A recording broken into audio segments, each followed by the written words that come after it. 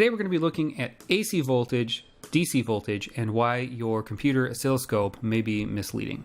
When doing some prep work for a video I wanted to do on 4-quadrant multipliers, aka the mod to mix, I was looking at the oscilloscope as I was trying to go through a patch, and what I saw was very counterintuitive. And I knew what was going on, but I figured it might be a good time for us to review how the oscilloscope works and some of the very important fundamental concepts of AC and DC voltage. We're going to be very basic here. This isn't going to be super technical. I'm not an electrical engineer. I'm actually an acoustic engineer. But as it turns out, modular synthesis is a really useful educational tool. All of the concepts of signal processing, mathematics, electronics, that's all present in modular synthesis. A synthesizer itself is a pretty technical tool to use, but even if you're not intimately familiar with all of these, you can make a Juno create sound. But with a modular synthesizer, we need to understand exactly what's going on and thoroughly understand exactly what is going on in order to make the most out of our racks. So modular synthesis ends up being, the intersection of art and science. And that's why we need to understand some of these fundamentals. So briefly, we've got AC voltage and DC voltage. Both are going to be present in the modular system. The electric company sends us AC voltage, but the world pretty much runs on DC voltage. So we get 60 hertz AC volts, alternating current coming in from the grid to our house. In order for most things to run, we need power supplies and converters in order to get it to DC, direct current, which is what most of our appliances, electronics use to operate. I'm going to talk about first how you would quantify both of these, and then what happens when you combine the two of them. And I'm going to start with DC voltage because it's a lot easier and it sort of sets up the point I'm trying to make here. This is DC voltage. It's a steady state signal, right? It doesn't change over time. It's really easy to quantify this level. If I said to you, even without, I didn't properly mark all of my axes here, but define this voltage. Well, you could say it's 2.5 volts. And that makes sense. I could say, what's the average voltage? Well, it's 2.5 volts. I could say, what's the voltage at this point in time? It's still 2.5 volts. And if I said, what's the voltage at this point in time? It's still 2.5 volts. Even if this changes over time like this, I'd be able to say, well, what's the voltage here? It's 2.5 volts. What's the voltage here? I don't know, close to 5, but you'd be able to tell what it is. Even if you average this, you end up with a useful bit of information. So DC voltage is fairly straightforward. It doesn't oscillate by nature. It is a constant or varying voltage over time. So let's leave that alone for now. Let's talk about this AC voltage, which is a little bit less straightforward to define. Let's start with the average. If you were to average this sine wave over time, the result is going to be 0, right? All of the positive values on this side are going to be canceled out by the negative values on the second half of the wave. So if you average all of this, it would be about 0 volts. So average does us no good. We could sample it at different points in time. What if we sample it right here? Okay, well, we got 5 volts. Well, what if we sample it here? Well, okay, now it's actually 2.5. What if we sample it here? Okay, well, now it's 0. So we can't just, take random points and say that's the quantity. You can't average it because that's going to get you 0. So there's actually 3 ways that we would typically quantify this. The first is peak voltage, and that would refer to the distance from the peak of the wave to 0. So that's our peak voltage. We would say this is 5 volts peak. It's the highest value of the positive component relative to 0, so 5 volts peak. That doesn't tell us the whole story, though, so sometimes we'll talk about peak to peak. So here we've got 10 volts peak to peak. Pretty common value in Eurorack. You've got a range that goes from positive 5 volts to negative 5 volts, and that'll be written 10 volts P-P, or PP. A third way that you could quantify this, which sort of converts it to something similar to DC, would be the RMS value, or root mean square. And if you ever forget how to calculate root mean square, it says it right in the name. You take the root of the mean of the square of this signal. So for an RMS value, you basically have to determine a time constant, right? You have to determine the width of time that you want to take this measurement. So let's just say we're going to cut it off here. We're going to say, what's the RMS value of this 2 cycles? And in order to do the math on it, like we said before, if we take the mean or the average of the signal, it's going to be 0 because of the negative component. So the first thing we do is get rid of the negative component, and that's by squaring this wave. So what you end up with is going to be a wave that's much higher in amplitude, but also only positive. Because if you square a negative number, you end up with a positive value, right? Negative 5 times negative 5 is positive 25. So you end up with a much bigger wave that's entirely positive. You take the mean of that wave, which will have a positive value because it's all positive, and then you take the square root of that, sort of undoing the squaring you just did, right? So if you ever are considering the absolute value of a function or of a number, if you square a number and take the square root, you're back to the same value, but you've guaranteed it's positive. So the RMS value is going to end up being a value that's not quite the peak, not quite the average, but it gives us a very useful running tally of what usable portion of voltage there is from this signal. We're not too worried about RMS and what we're involved with in Eurorack, but it's worth pointing out and worth understanding. The root of the mean of the square, very useful in engineering, science, electronics. Now let's look at a different voltage. Let's look at this. Let's consider this signal. We have an oscillating wave, all positive values, but easily something that we can create in our modular system. Here's something interesting to consider. Now what if we take the average of the signal? Well, the average of the signal actually could be fairly useful because now it's all positive. You know, they're going to cancel each other out, but they're not going to cancel out to 0 or something that's not very useful to us. So we could say that the average of the signal, and let's just say I drew this really well, is going to be 2.5 volts. It got a little messy, but 2.5 volts is the average. Well, what does that look like? That looks a lot like DC voltage, but there's still this component that's oscillating. And this is kind of the critical point I want to mention here, is that in a signal with both AC and DC components, the DC component is the mean or average of the wave, and the AC component is the value that oscillates around the mean. In a signal with both AC and DC content is the mean or the average. The AC component oscillates around the mean. And we can get rid of this mean average because let's talk about another way to quantify an AC signal, and that's by its frequency. That's by the rate at which it oscillates back and forth around the mean. It doesn't have to oscillate around 0. The AC component can oscillate around the mean, which in this case is 2.5 volts. So that mean is a component with no frequency variation. So let's look again at a DC voltage. Okay, the DC voltage doesn't have a frequency. Effectively, the frequency is 0.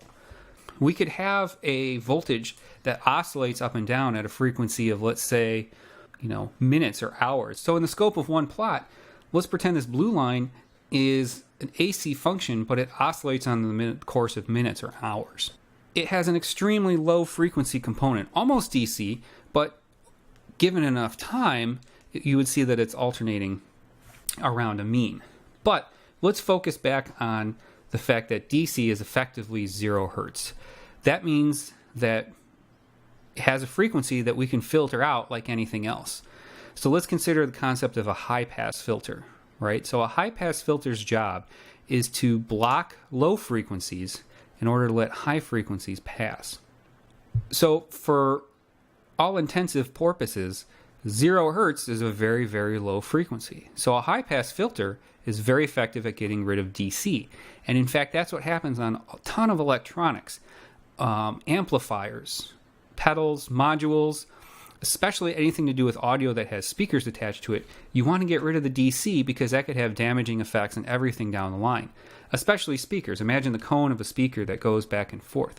Well, if you add a DC component, you're slamming the cone to full excursion as it tries to replicate the voltage that it sees, because its job is just to go back and forth. But if it sees 0 hertz or no frequency or the lowest frequency, it gets slammed out. It might still try and do its job, but it's kind of pegged out, and you can really damage your speakers. So high-pass filters are everywhere in order to get rid of this low-frequency component. So if we were to take this wave, and it doesn't matter what frequency this is, it could be, this AC component, or in blue, could be 10 hertz, 20 hertz, 20,000 hertz, it doesn't matter. It oscillates around the mean, which in a lot of cases we want to get rid of. So let's say we do a high pass filter at like 2 hertz, which would not affect our audio rate content at all. Anything below 2 hertz gets drastically attenuated or lopped off. That means the only thing we're really getting rid of would be the DC component.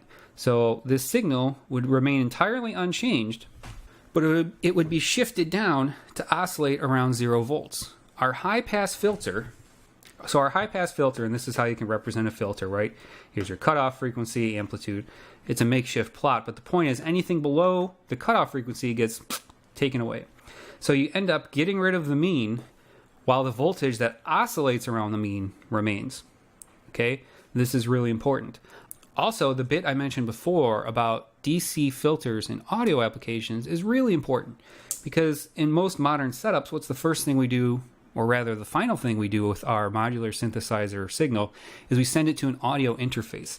And the audio interface takes these voltages, samples them. It's an analog to digital converter, and it sends those into our computers and out to the monitors that we use to listen to our sound. And the monitors have speakers in them, which we need to prevent from seeing a DC voltage. So most of, or all of the inputs on a audio interface will have high-pass filters to block out DC. Now that protects our speakers, but that's not great for us in the modular world because DC components are a big part of our signal chain. And in fact, it would be really useful if our computers could send DC voltages back to our modulars in order to control them. Some audio interfaces are what we would call DC coupled. And DC coupled means everything's fair game. Anything that comes in, DC voltage, AC voltage, you can measure it with these audio interfaces. There's some Mark of the Unicorn interfaces that are DC coupled, but many audio interfaces, like the one I use, the Native Instruments Complete Audio 6, are AC coupled. That means they've got high pass filters in them in order to remove the DC components to protect the system and the speakers from a voltage that in most situations nobody wants. Typically in audio you don't want DC voltage in there, but again, for the modular world we do. So what happens when you send a modular signal with a DC component into one of these in order to look at it and analyze it? Well, let's take a look. Let's take, for example, our output of maths. So right now, you can't see it, but I have maths.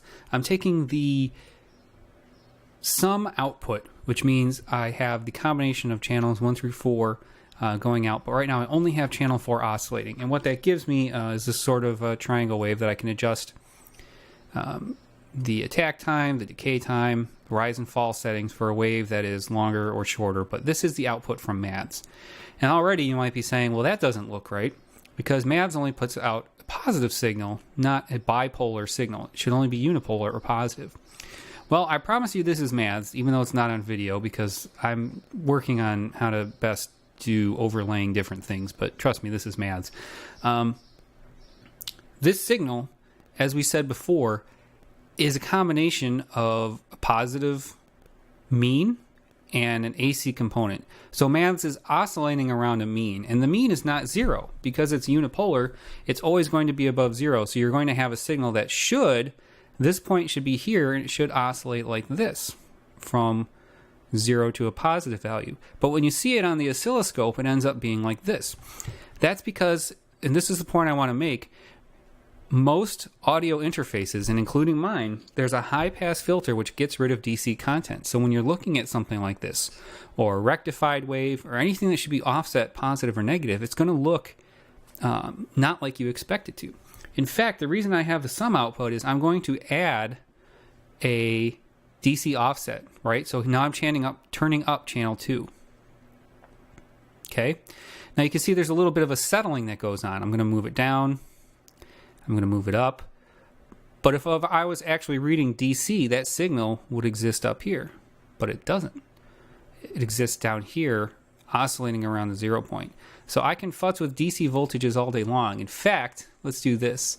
If I were to turn it down and then turn it up real quick and hit hold, this is what you would expect it to look like, right? This is what MADS will output in the real world. I just hit hold while I added a DC voltage. So when I added the voltage, I'm actually adding a very low frequency wave that adds this offset, and it sort of has to catch up with itself to cancel out. But that's what happens when you add a DC voltage. So this unipolar voltage appears bipolar, but it's not. And that's something you should always be aware of when you're trying to look at this. And this is why I need a real oscilloscope or a DC coupled audio interface. I need a real oscilloscope anyway, and someday I'm going to buy one because they're extremely useful for analysis of these types of things. But that's what I want to convey here, is that these voltages that you might see in your computer may not accurately reflect what's going on voltage-wise. So never take these for granted, and always remember that for most applications, the DC signal is going to be the mean, and the AC component will oscillate around the mean. In an oscillator output, in fact, just for fun, let's take an oscillator output here. Here's a square wave. And we need to adjust that. Here's a square wave. This AC component is going to be oscillating around 0, right? Our square wave is going up and down across 0. This is a purely AC wave. There's no DC component, and this is what it would look like. We could offset it so that it should go all the way up into the positive range, but our audio interface would not show that. So these are all things to keep in mind. AC and DC voltages, very important to know the difference and how we measure them, how to quantify them, and why sometimes these oscilloscopes can lead you astray. And then this information will be useful for other upcoming videos, like I said, about the 4-quadrant multiplier, when talking about anything that's been rectified, but we'll get there when we get there. Thanks for listening.